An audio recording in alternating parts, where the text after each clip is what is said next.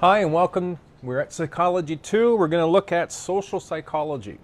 Now, social psychology is a separate division of psychology, and it looks at, the role that other people play in our own sense of self and development. So this whole segment, I'm going to do a two-part video. The first part, we're going to look at a variety of things related to social psychology at the introduction components, and we'll look at some of the research that's been done in that area. And then we'll move into the part 2, and we'll just follow up with the continuation of what we did in part 1. So let's get right at this, because this might be a little bit meaty because it's a big topic and we're only doing it in 1 week. So I'm going to do 2 videos that will be posted in the same week in week 7. So good luck with this, and I hope you really enjoy it because it's quite an interesting topic. Now, social psychology is defined in 3 main areas of interest. Now, if you look at the definition, attempts to explain the actual, imagined, or implied presence of others that influence the thoughts, feelings, and behaviors of individuals. So it's not even just the actual presence, but the implied or imagined. If I think they're there or you're being told they're there, that can influence my thoughts, my feelings, and my behaviors. And social psychology studies that, and it's quite an interesting kind of the work that's been done, and we'll look at this. Social psychologists are interested in how variables within individuals contribute to their responses to social influence, and that we don't all respond to social influences the same. So what are the things that influence us? Group variables, that is to say, how people you don't know and those you do associate with can influence your behavior. And then thirdly, interactions among individuals and group variables shape our behavior. So let's look at some of the elements about what is social psychology. The process we use to obtain critically important social information about others is what's called social perception. And a key ingredient to that is the primacy effect. This is the tendency of an overall impression to be influenced influenced more by our first information that is received by any information that comes after that. So essentially, our first impression has a powerful impact in terms of our overall impression of somebody. The information that is consistent with the first impression is often accepted. It strengthens the impression. Inconsistent information is usually disregarded. So if I get a bad impression of you at first, and then the other information I hear and see of you after is good, I'm likely to reject the good and accept the first impression, as are you and everybody else. When you're asked to name your qualities, you list your positive qualities first because that's what you want people to see. And now, unfortunately, our first impressions are made extremely quickly, in microseconds. A firm handshake makes a powerful first impression, conveys the person is confident and outgoing. You need to present all of yourself in a positive way in order to make that first impression because it happens so quickly. Mood affects impressions. When we're happy, our impressions of others are usually more positive. Now, there's an element in our perception, the way we explain other people and our own behavior, that's called attributions. This is the assignment that we make of others or ourselves about the cause to explain, like I said, either our behavior or someone else's behavior. And there's 2 types of attributions. There's situational and dispositional. Situational attribution is when we attribute a behavior to some external cause or some factor. After failing exam, you say, well, the test was unfair. So that's situational. It was the test that caused my failure. It wasn't anything within me. That was situational. That was not me personally. Whereas dispositional attribution is when we attribute a behavior to some internal cause, a personal trait, a motive, or an attitude. After failing the exam, you say, I'm no good at school. This demonstrates, if you will, a disposition attribution about your lack of ability. And so one is an internal cause. It's something within you that's caused it. It's a trait. It's an attitude. Whereas situational is more about the circumstances and something outside of you that may have influenced your thoughts or your behaviors. Now, when we carry this forward, we can look at further with attributions, and there's some different effects here. There's an actor-observer effect. The tendency to attribute one's own shortcoming to situational factors and the behaviors of others to dispositional. And so there's a tendency whenever something goes badly for us or goes well, we attribute it positively to us. Or if it goes badly, well, it was situational. If it was good, it's dispositional. Where if it happens to somebody else, it's dispositional, or sorry, it's dispositional, yes. You know, it's them, it's their trait. It's the reason why they were a failure is because they are a failure. And so there's a tendency to do that. Catholics and Protestants in Northern Ireland, each one attributes the violence to the other group. They're all murderers and evil. Each justifies their own violence with situational causes. We have to protect ourselves from the evil ones. And so this is this putting it on them as dispositional and applying it to us as situational. Now, what's called a fundamental attribution error is the tendency to attribute others' behavior as dispositional. It's fundamental because they are just as much an individual as you are, and if you will treat yourself as it's situational, by putting it on everybody else as dispositional makes it a fundamental, a basic attribution error. They too may have situational reasons, not have everything be dispositional. Now, having self-serving bias is something we're all probably familiar with. This tendency to attribute our successes to dispositional causes, it's because I'm just great, and our failures to situational, somebody else is having an effect on me. Athletes attribute success to skill, and failure to poor officiating. Now, carrying on with the some focal points of social psychology, one is factors that influence attraction. Now, one of those influences is proximity, and another is exposure. And we'll look at the difference. Proximity is the physical or geographical closeness. It's easier to make friends with people who are close at hand. So you look at people in your class, that's easier to make friends with people in your class because of proximity than necessarily people in other programs. The mere exposure effect is the tendency to feel more positively towards stimulus as a result of repeated exposure to it. So the more exposure you have to people in your class, when you first meet them, you don't have very much exposure to them, but because you see them every day, you start to have more exposure to them, so you start to feel more positive towards many of the people in your class. Advertisers rely on it to influence people, to influence them about food, songs and clothing and styles. The more exposure you have to these things, the more likely you are to like them. We tend to pick friends on the same age, gender, race, and socioeconomic class. Mere exposure effect. We tend to choose friends and lovers with similar views on things that are most important to us. Again, mere exposure effect. Similar interests and attitudes towards leisure activities make leisure time activities, time spent with each other, more rewarding when we have people who like what we like. Physical attractiveness, that people of all age have a strong tendency to prefer physical attractive people. 6-month-old infants spend more time looking at photos of attractive people. Now, symmetrical faces and bodies are more attractive than sexual and sexually appealing. There's a correlational relationship of 0.93 correlation among Asian, Hispanic, and African American and white females on attractiveness ratings, that the more symmetrical a face and body is, the more attractive these different groups have found them to be in studies. Now, one of the things that's been found is what's called the halo effect. And this is the tendency to assume that a person has generally positive or negative traits after observing one major positive or negative trait.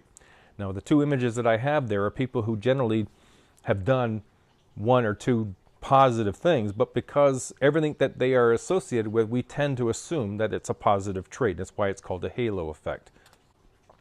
Now, when we consider attraction, romantic attraction and mating, there's a hypothesis, it's called matching hypothesis. And people tend to have lovers or spouses who are similar to themselves in physical attractiveness and other assets. Mismatched couples are more likely to end the relationship. A fear of rejection keeps many from pursuing mismatched attractiveness. Similarities have the most influence when it comes to personality, physical traits, intelligence, religion, ethnicity, social economic status, and attitudes. The reality is that opposites don't necessarily attract, but what draws people together the most are people we find similar to ourselves. Now, a very big area that social psychology has spent a lot of time in their research is on conformity. The changing or adopting behavior or attitudes in an effort to be consistent with what the social norms of a group are and the expectations of other people. Now, a lot of people don't assume themselves to be particularly strong conformers, and yet research suggests we're very strong conformers. Now, what a social norm is the attitude and standards of behavior expected of a member of a particular group. Some conformity is necessary for society to function. Driving on the right side of the road in Canada is kind of important, and I just sort of depend on that social norm. That when I leave my house, I don't have to worry about someone driving down the other side of the road. We conform to many of these guidelines that help make society run effectively. Teens who attend school where a majority of students don't drink or smoke are less likely to use substances themselves. Conforming to others' expectations to have their esteem, approval, or friendship, love, or company. That's often why we will conform. Now, there's been a lot of studies that have been done. Selman Ausch did a study that you're seeing on the slide there, and it's a tendency to go along with the majority is not altered by the number of confederates. Now, confederates are people who are a part of the experiment. And so what you're seeing on the top right is this line, or standard line. And one of these on the standard line matches 1, 2, and 3 matches the standard line.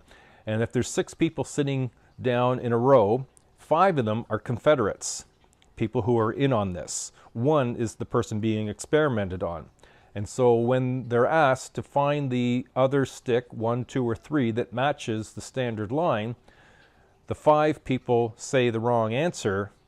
The 6th, well, they don't know what to do because they see what they think is the right answer, and they tend to conform. And so that's been a well-proven study that people will conform in spite of what they know to be right. However, if one person voices dissent, if one of the other 5 people says it's number 2, then conformity is not as strong, 32% versus 10.4%. Now, it's a very high rate of conformity when it comes to this test and other tests that have been done. Now, there is another element that's called, and one of the risks of conformity is what's called groupthink. Members of a tight-knit group are more concerned with preserving group solidarity and uniformity than with objectively evaluating all alternatives of decision-making. Now, I have the Challenger image up there in the crew because part of what was the cause of this explosion was a group think. The group was more interested in meeting the group objective of getting the launch off on time than they were on identifying what somebody had identified was one problem with the space shuttle. And if they had dealt with that problem, this accident may not have happened, but they didn't. They moved along with the objective, which was to get this launch on time. Now, another experiment that took an awful lot, has an awful lot of notoriety, is the Milgram Experiment. And he did his experiment on obedience. Why are people obedient? Now, when we talk about, why he did this experiment, it was around the time of the war with Nazi Germany, and most people in society there must obey the rules and respect authority if society is to survive. But the unquestioned obedience can cause unbelievable, horrific acts, and this is what happened in Nazi Germany and the order of extermination of Jews. So Milgram was wondering, well, how does that happen? How do people get so obedient to a person? So his experiment was surprising. You see it there on the image. He would have a teacher and a learner. The teacher would have an electronic board, which you see in the top left-hand side, and every time that the learner got something wrong, he would give him an electric shock.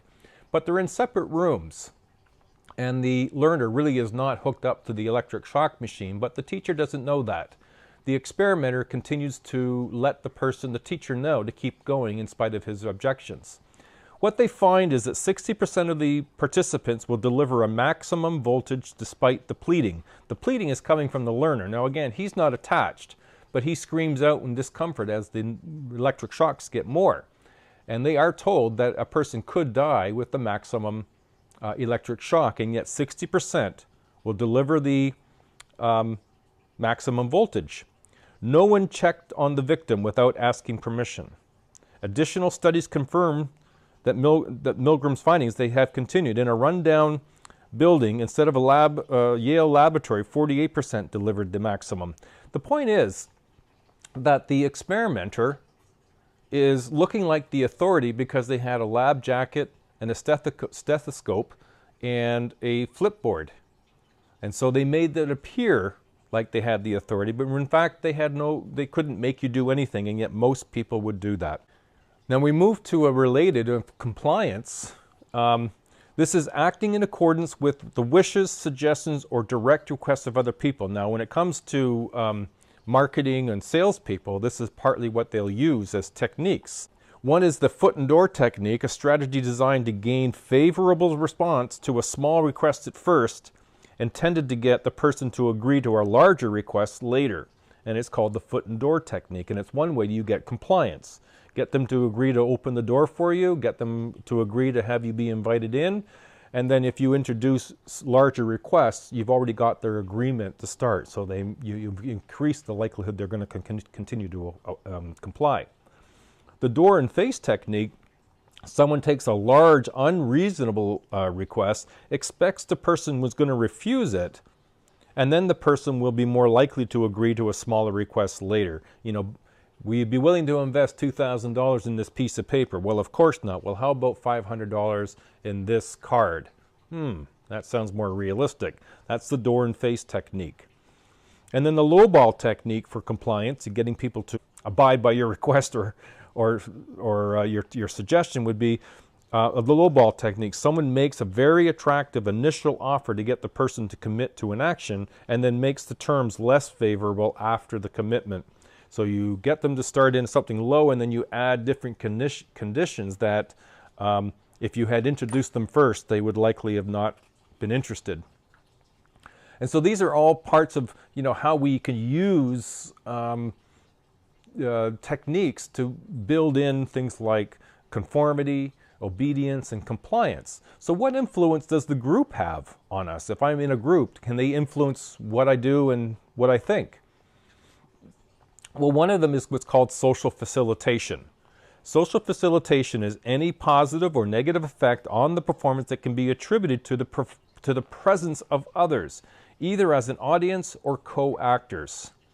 Now, the audience effect is that it's the impact of passive spectators on a performance. When I was working as a behavior consultant, it was very common that if someone started to misbehave among other people, it was the audience that sometimes the other people who sometimes maintained the behavior because that person who was acting out didn't want to lose face. So the audience can influence what happens to the individual.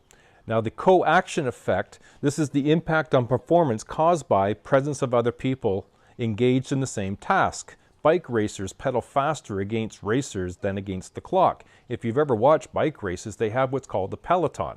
And the peloton is a group of cyclists. It stays together as a group in part, even though I get tired, I'm in amongst the group. I get the benefit of a wind protection, but it's the camaraderie and the effect of other people being there that facilitates my benefit, my cycling.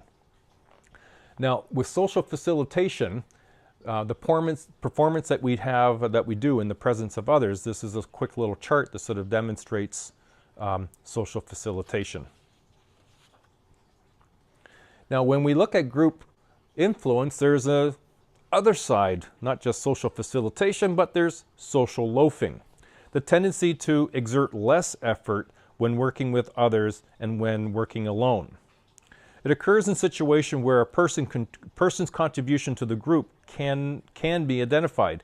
Individuals are neither praised nor for good performance nor blamed for poor ones. The workplace problem, especially when there is unlimited internet access, it can be a real ease for social loafing. Achievement motivation levels may facilitate social loafing. Low achievement motivation, individuals contribute little when paired with hard workers. did the opposite when paired with those who didn't work very hard. So social loafing can work if there's a large number of people. I don't think I need to work very hard because others will do the work. What else can affect through group influence? Well, social roles. Social roles are socially defined behaviors considered appropriate for individuals occupying certain positions within a group. So, for example, an officer can influence a group's behavior based on the social role that they perform. A doctor can, a teacher can. It can shape the behavior quickly and dramatically, or positively or negatively. Now, the term de-individualization or de-individuation is a process in which individuals lose their sense of personal identity as a result of identification with the group. Now, for example, Vancouver goes through the Stanley Cup, and the outcome got people all riled up, and as a result had a demonstration and a riot going on in downtown Vancouver that set police cars on fire. Well, de-individuation, where some of those people had no intention of ever doing that, but found themselves doing something when they felt as if they weren't a part, they weren't acting individually, they were acting as a part of a group. And then lastly, for this first part, we'll look at the Zimbardo Experiment, where we looked at an experiment where students were selected randomly for an experiment on social roles. And it demonstrated the negative effect of social roles. Participants role-played prisoners and guards so well that the study ended in only 6 days. Zimbardo simulated the prison environment by randomly assigning participants to the social roles of guards and inmates, and the social roles influenced the participants' behaviors. The prisoners began acting like real prisoners and the guards like real prison guards. Now, I'm going to post that video for you, as well as Milgram's and Ausch's experiment for you in that folder, and you can look at them if you like. All right, that's the end of part 1, and we'll do part 2, and then we're done in week 7. So good luck with this.